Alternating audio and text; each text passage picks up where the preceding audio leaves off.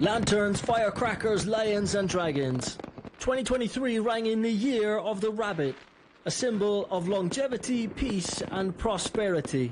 It was a fitting year then for a significant milestone between China and Spain. Half a century of official diplomatic relations. A perfect excuse for a packed calendar full of cultural events. The China National Traditional Orchestra wowed Madrid and Barcelona with opera and traditional music performances featuring instruments like the erhu, pipa and the guzheng.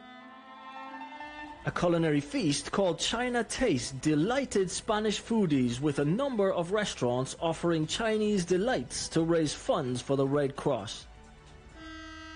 Strong bilateral ties were also promoted to the longest cargo train journey in the world that connects both countries. Perhaps the most famous guests were also the oldest. 2,000 years old, in fact. The Terracotta Army arrived in force in Alicante and attracted hundreds of thousands of visitors. China and Spain may be thousands of miles apart and have different situations, but they are both rich in history and cultural heritage.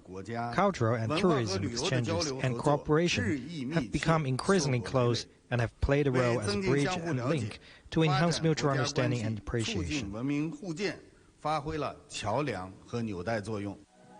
Shaolin Kung Fu, calligraphy and online exhibitions were well received, while sports lovers even got to race with a Spanish gold medalist from the Beijing 2008 Olympic Games.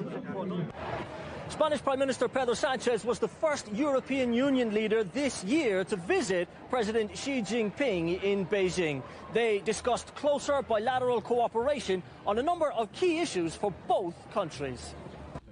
The trip proved very fruitful for Spain, with Sanchez signing significant agricultural deals. 50,000 tons of Spanish almonds will be heading for China by 2025, with that amount set to almost double within the next decade. Reciprocity, balance, level playing field and transparency. I think those are the key elements that will allow us to continue expanding the relationship between the European Union and China. No landmark celebrations will be complete without an appearance by Madrid Zoo's most famous double act, Yo-Yo and Jojo.